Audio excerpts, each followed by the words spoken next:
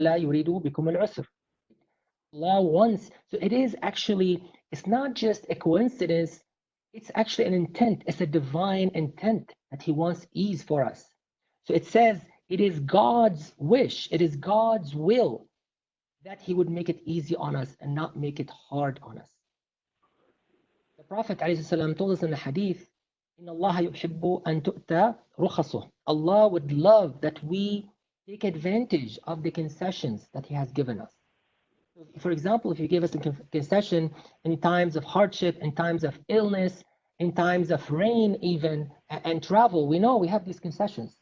You're traveling, for example, you don't have to fast. You're sick, you don't have to fast. We know those things, right? Likewise, there are concessions in other situations, like the situation we have. We know the Prophet, ﷺ, for example, when it was raining. I mean, rain is nothing compared to what we have now. Of course, it has certain inconveniences for some people, right? Back then in Medina, if it was raining and in the dark, you could be walking in mud. So obviously, it is inconvenient. And for that reason, he told people you could just pray in your houses. Also, if it was windy, so if there was like some strong wind, he also said you can pray in your houses.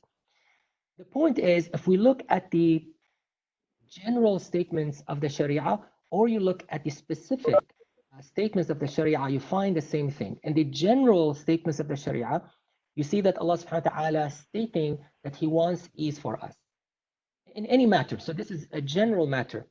In fact, He told us in the hadith, and I can cite you text after text, He told us in the hadith, إنما بعثت بالحنيفية السمحة. I was sent with the easy religion. That's a signature of Islam. Nowadays, unfortunately, for some reason, at least some Muslims have made Islam appear so hard. And in fact, this is why some people don't even entertain considering Islam. Because when the first thing they look at, they see all these injunctions, and they're so hard in their minds, at least it's so hard to do.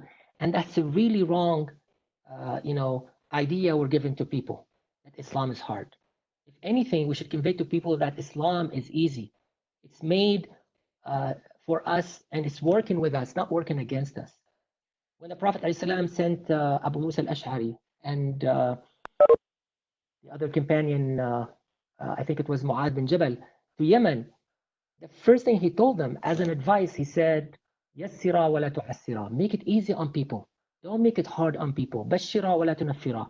Give them good news, glad tidings, as we say in some translations. And don't drive people away. وَلَا تُنَفِّرَا. Like, don't drive people away from religion. Don't make them hate the religion. So with all of this, whether, like I said, you look at the general statements or the specific ones, we see that Islam is easy all around. And I always say that let us look at it, and this is really a moment of self-examination. And this is not self-criticism, it's rather self-examination and some reflection, self-reflection. In the times of ease, how many times do we miss important things? Like, for example, the prayer in the masjid, Salatul Fajr. Sometimes, how many times we come to Jum'ah on time even? The vast majority of times, unfortunately, when I start the khutbah, barely there's one line in the masjid. And the vast majority of people come late on Friday. I totally appreciate, I'm not talking about you specifically, I'm just saying in general, I totally appreciate the passion I see now. Oh no, we are missing the Friday prayers. Oh no, look at Mecca, it's empty. But what I would say is, let us make that a teaching moment. That inshallah, when this is over, let's make an intention that this time I'm gonna do better. That I'm gonna be on time if I can. That I will do my best not to miss. Now I know, I know how it feels when we're deprived from these facilities. We're deprived from these blessings.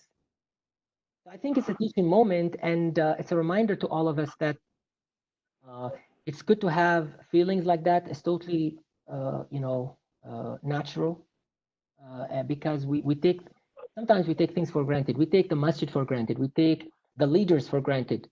Some leaders, they work day and night, and they overwhelm themselves, and then they burn out and leave, and no one appreciate what they do. So now it is good time to think about all of that. There's a lot of time now to think. You're sitting in the house most of the time, so plenty of time to think and reflect. But no, I see it in a serious way that uh, it is important to be mindful and consider a lot of things we've done in the past. Allah knows best. Follow up to the question that comes up from time to time. How is the reward counted for people that are used to praying in the masjid, whether it's the 5 daily prayers or the Jum'ah prayers?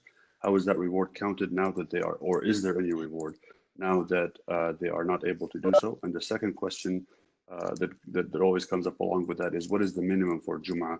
Can a large family Let pray us take Jum'ah at home? one, if you don't mind. If you don't mind, let us take one question at a time. So the first question, how does a reward count? So the Prophet ﷺ clarified this matter in multiple ways. For example, he mentioned the people who, for example, were regular to the masjid.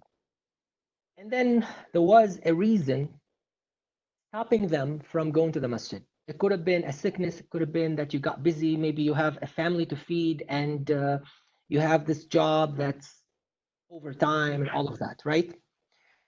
So for those people, he said, those people who are regular, and this doesn't mean or doesn't is not limited just to the masjid.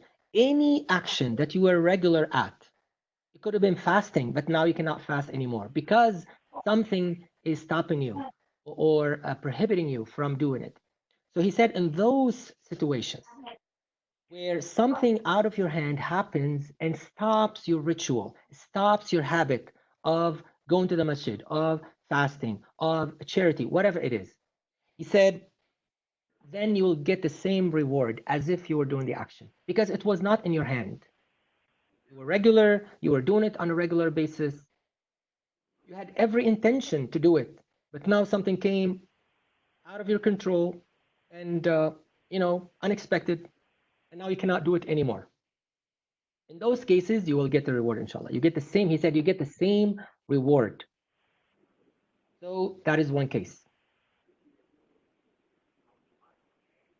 We also have another hadith that says that, and this is when the Prophet ﷺ was on a trip, right? And he said, there are people in Medina who could not travel with us, but there's not a single valley that we cross. There's not a single distance that we walk, except that they'll be with us. Like as we say today, they're with us in spirit, right? So he said, it's as if they were traveling with us. The only reason they're not with us is because they were, it says, حَبَسَهُمُ الْمَرَض. They were kept because of a sickness. The only reason they're not with us is because they're sick and they cannot travel with us. He said, otherwise, it's as if they're walking with us those steps, meaning they'll get all of the good deeds. So they're sitting in Medina doing nothing, sitting in their homes because they're sick. He said, it's as if they are walking with us every single step of the way and they're earning the same rewards. Because again, it's out of their hand. They had every intention to be there and they could not be. So what I would recommend is that, for example, if you are regular on a Friday, let's say you may not be regular on daily prayer, but you are regular on Fridays. So you came every Friday. You went to a masjid, the closest to you. You took out of your work schedule, you negotiated with your boss, and you were able to go to Jum'ah and dedicate 1 hour, for example, right? And you might have, sacrificed your lunch, or you might have had a short lunch. I'm just giving a hypothetical, right? But I'm sure it happens to many people. So let us say that was your situation, right? And now you can't go anymore. So obviously, you had every intention to go. You were doing it for the last few years, however many years. So that same hadith applies to you, right? It's as if you went. And this is from the mercy of Islam. And this is so clear in the hadith of the Prophet ﷺ. So now if you are not regular, let's say, to the 5 daily prayers, now make the intention that inshallah when the masjid opens again, the This is something you want to do in the future. You'll be rewarded for that niyyah. Would you be rewarded the same way that someone else was regular and he was stopped? Maybe not, because Islam is fair and it gives everybody their portion. But at least make the intention, you'll be rewarded for the intention. But yes, the people who are regular, let's say you were regular for Isha, right? You were regular on Isha. Every Isha you made it to the masjid. And you were getting those 27 multiple rewards, right? Because if you walk to the masjid or you travel to the masjid and you did all the preparations for the congregational prayer, you get 27 times the reward. So those people who are regular on Isha, and now they cannot make it to Isha, yes, those people will get the exact same reward. And that's according to the clear statement of the Prophet ﷺ. Go ahead, Brother Ahmed, the second question. The second question was one that we also that came across from multiple people asking about the minimum requirement for Jum'ah, and can a large family, let's say, multi-generational family, pray Jum'ah at home in this circumstance, not in general, but only during these days while they're not able to attend the masjid. Yeah, I mean, this is the kind of question that where it gets very technical because you may have to deal with various opinions and fiqh, right? And our I would say, very rich tradition. And some of you might know already that you have a big window here. Like some scholars or some madhahib, some schools might say that the minimum required is, like 2 or 3, and some of them might say 12, some of them say 40 or 50. And everybody might have their own reason. For example, the people who say 40, it's because the first time the Muslims had a Jum'ah, a Friday in Medina, because we know in Mecca there was no Friday. So the first time it just happened that the number of congregants were 40.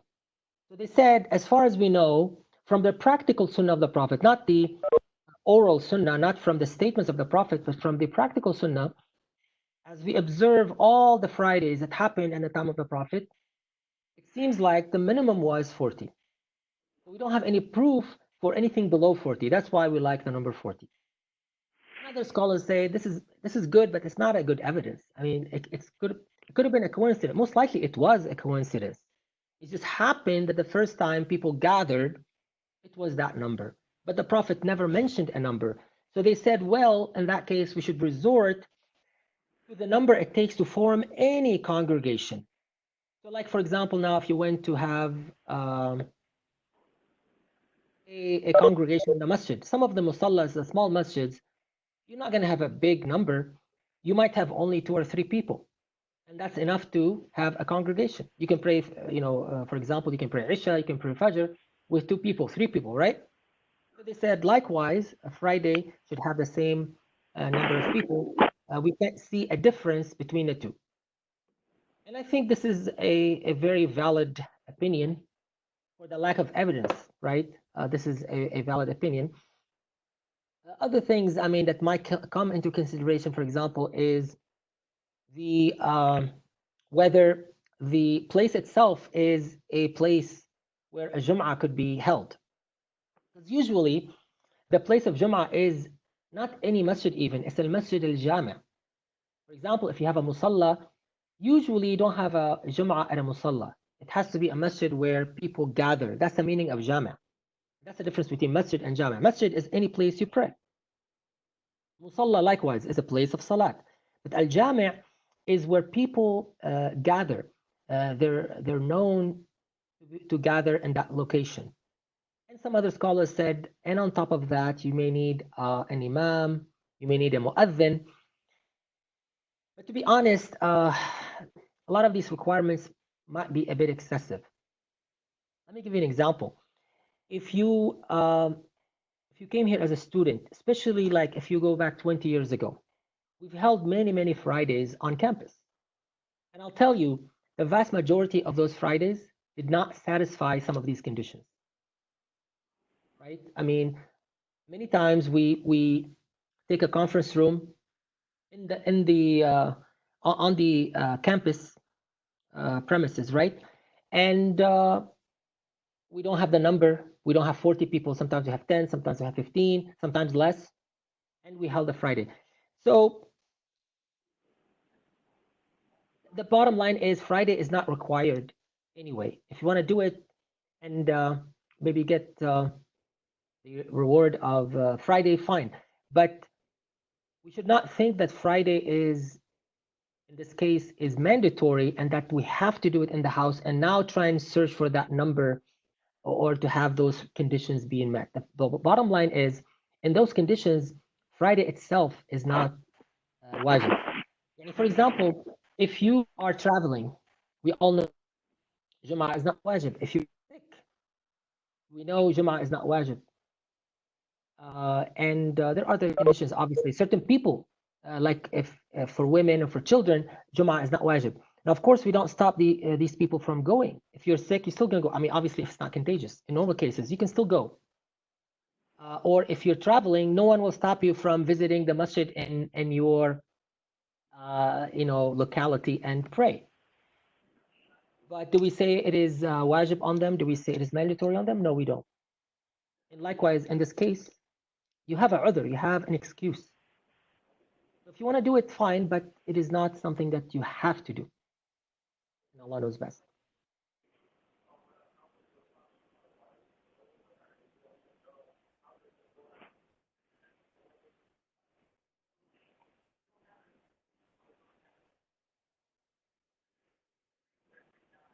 The question for the Sheikh, please feel free to unmute and ask your question.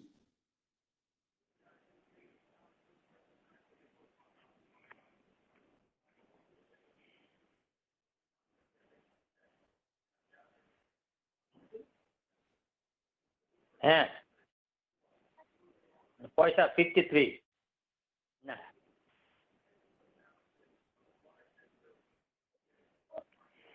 Was it a question or? হ্যাঁ করছিলাম আছে একটা আছে আমার কাছে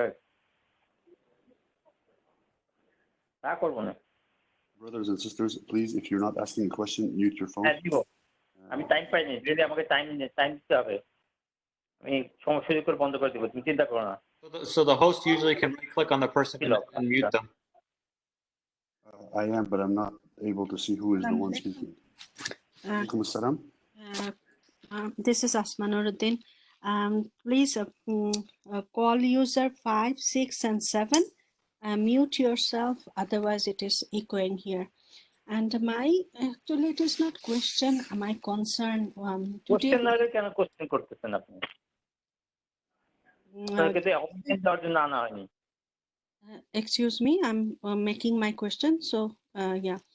So today we have another webinar in 2 o'clock our time. So over there, it was mentioned that there are the who dies in coronavirus, how to give janazah and like ghusl to them.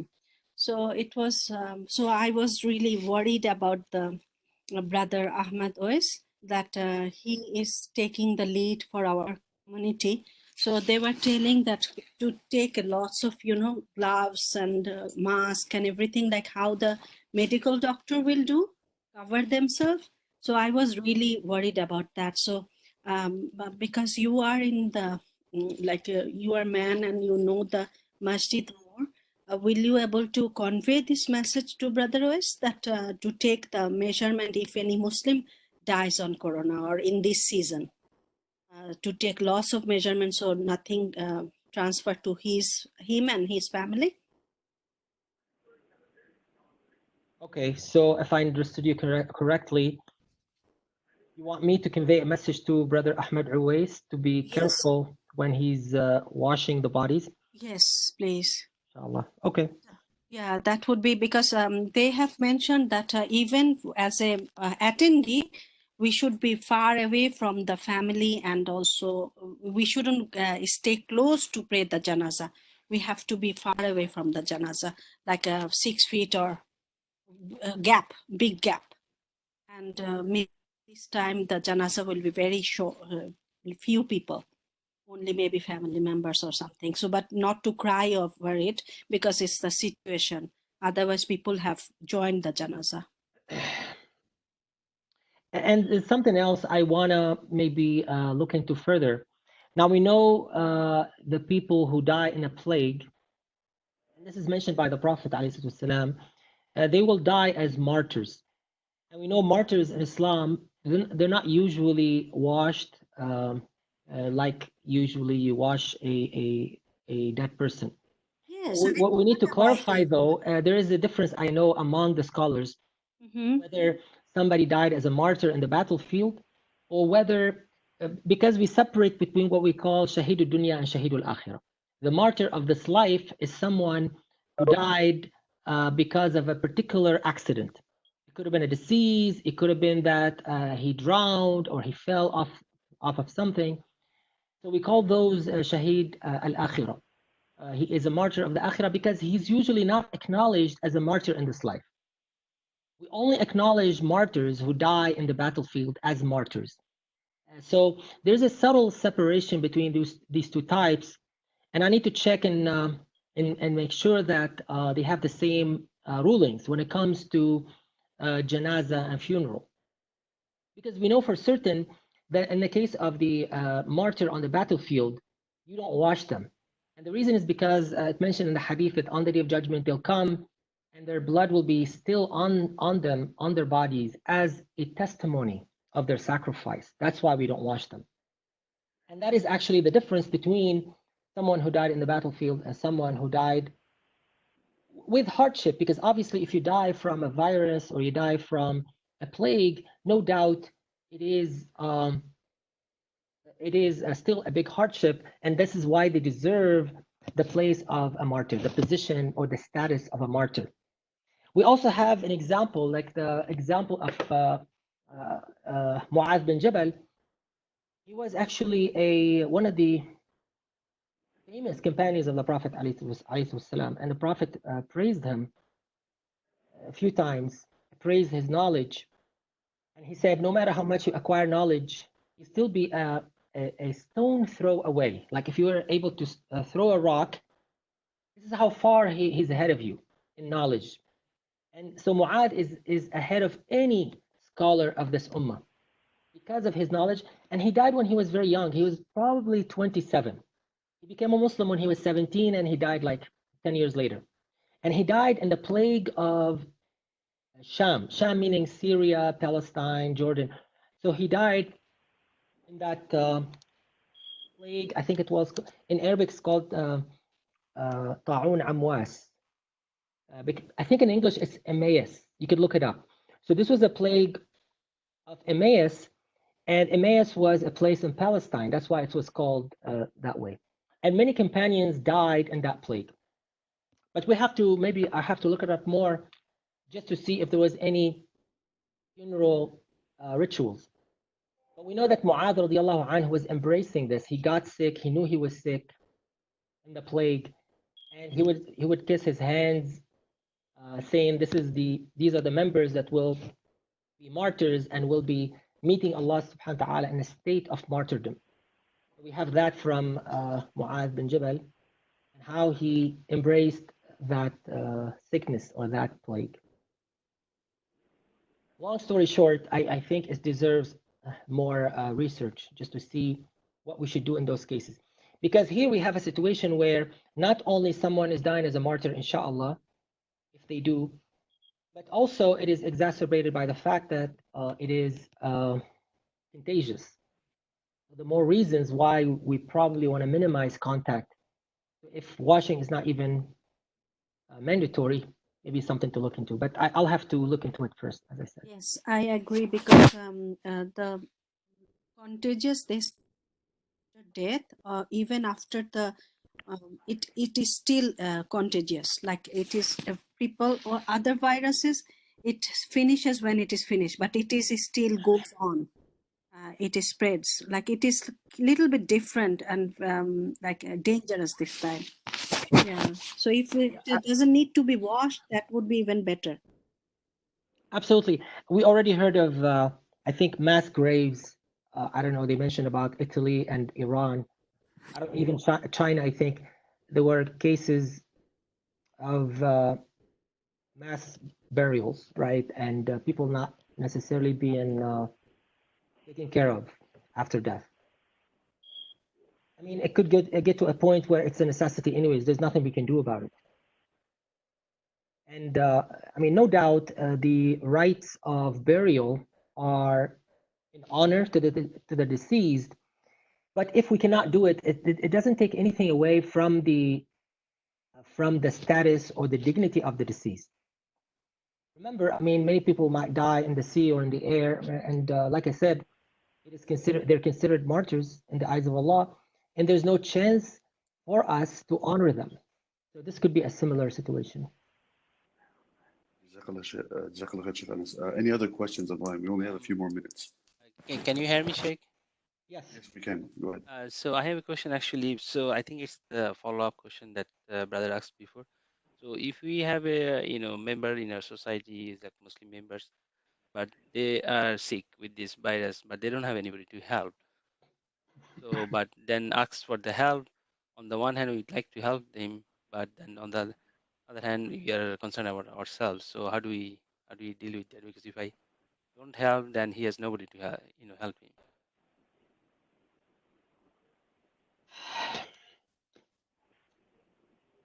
Yeah, I mean, I don't think there's an easy answer to that, because obviously here you have a competing priorities. I mean, no doubt we should help each other, but we are primarily responsible for our families. And there's no doubt about that. In Islam, when it came to the hereafter, for example, the hellfire, Allah subhanahu wa ta'ala made it a priority that we save our families before we save others, right? I mean, obviously we want to save everybody. Like, you don't want to be selfish, right? You don't want to exclude anyone from guidance, right? You want to try and save everybody. Yet when the Quran talked about this, he said, "Qu anfusakum wa ahlikum." You save yourselves and your families first. The number one priority is yourself and your family. Because if you cannot save yourself and your family, you can't really save others. So that's one thing to keep in mind.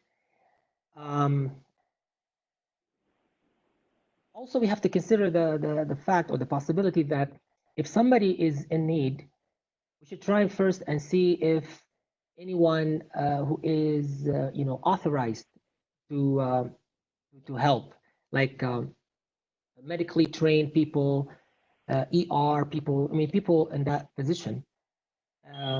Now, obviously, if they're totally overwhelmed, if they're totally preoccupied, and there, other cases, that becomes a problem.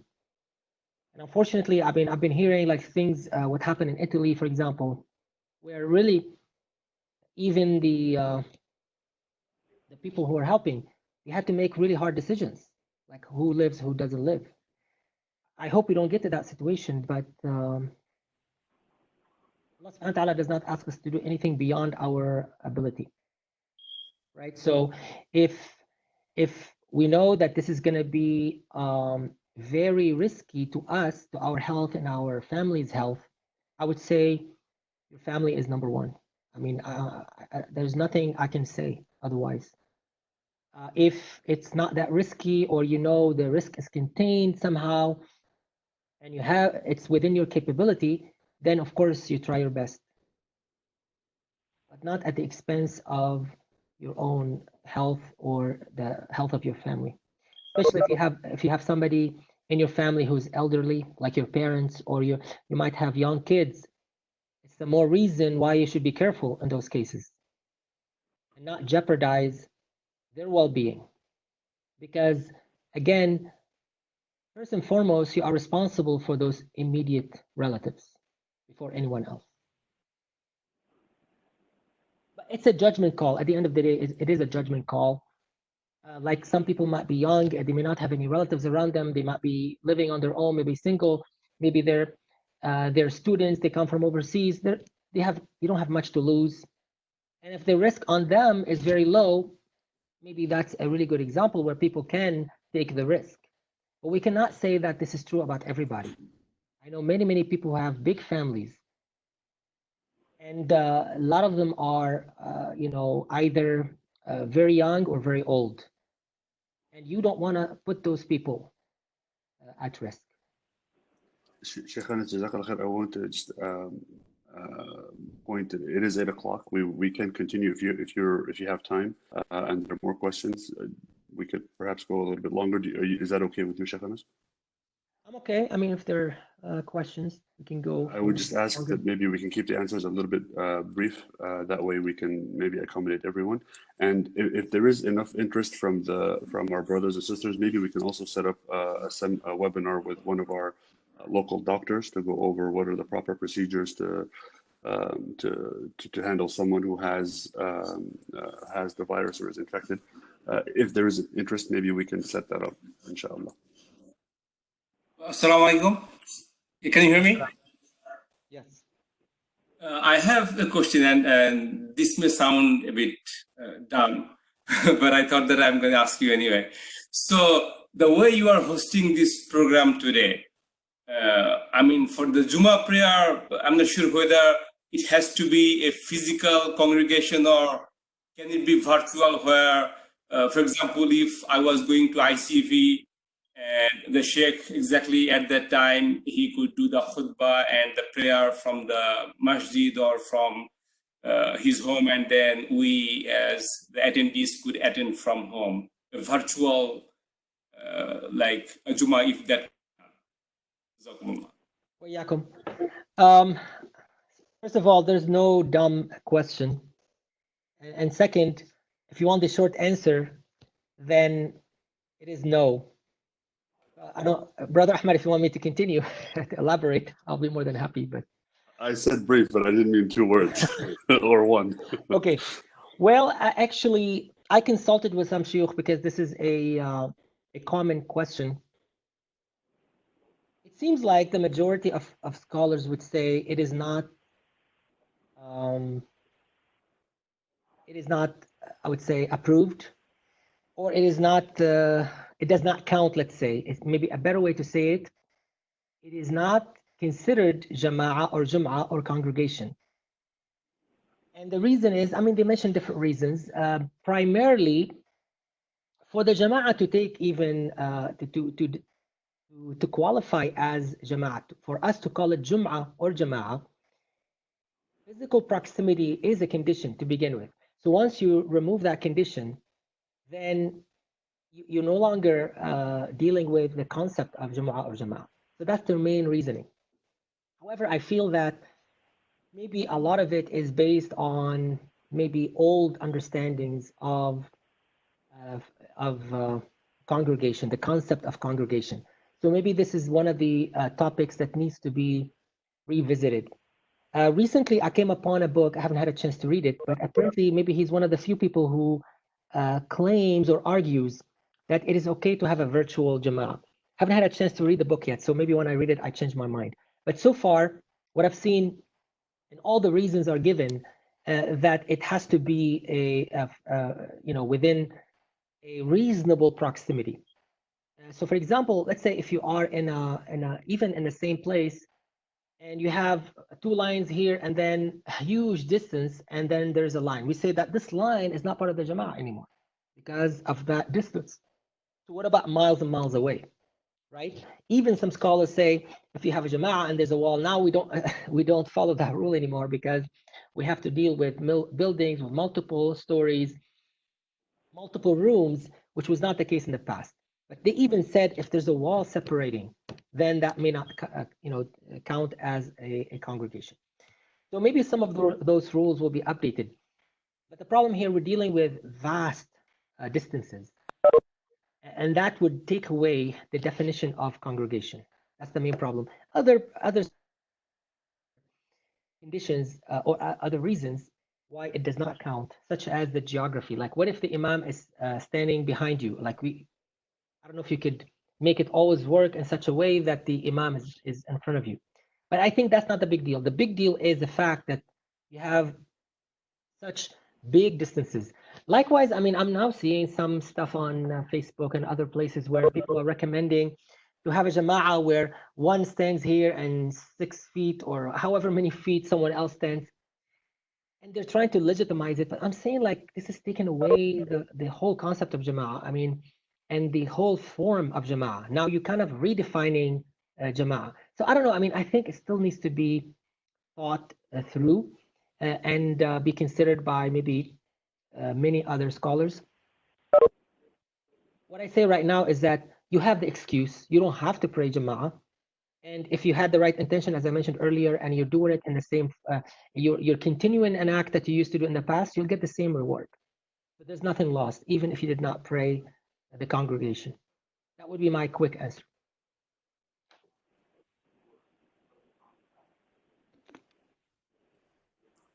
Jazakallah khair, Sheikh. Any other questions on the line? It is 8:06, so feel free to drop off if you will, if you'd like. But if there's any other questions, we can still entertain them, inshallah.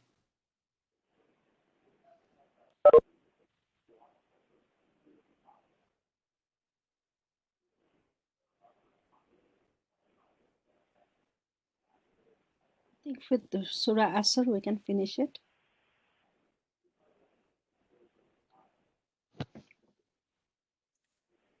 If no other questions, inshallah, Sheikh, can you maybe do a closing dua and we can end it here, inshallah.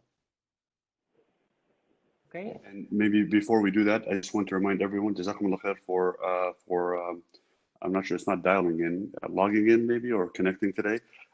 Inshallah, we'll do this again on Wednesday with Sheikh Ahmed Shaqairat. It'll also be in the same timing from 7 to 8 p.m. inshallah. Please join us, and if you come up with any more questions between now and then, please join us again, and let others know that might not have been able to join today. They can still join the other session, and we are open for your feedback. So you can send an email to info@azmuslims.org. Again, info@azmuslims.org with any requests that you have for different webinars we can host. If you'd like to have one, see one by a doctor or someone in the healthcare profession, we could certainly set something like that up, or any other ideas that you have. Please share your thoughts and feedback with us, and we will certainly look into it. Jazakumullah khair, Sheikh Anas. Okay, alhamdulillah, jazakumullah khair for attending.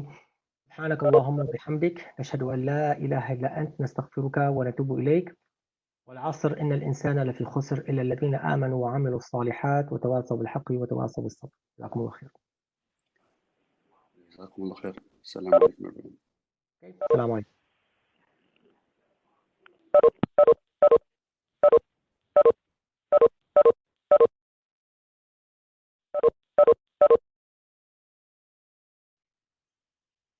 Admin, are you here yet? Hello?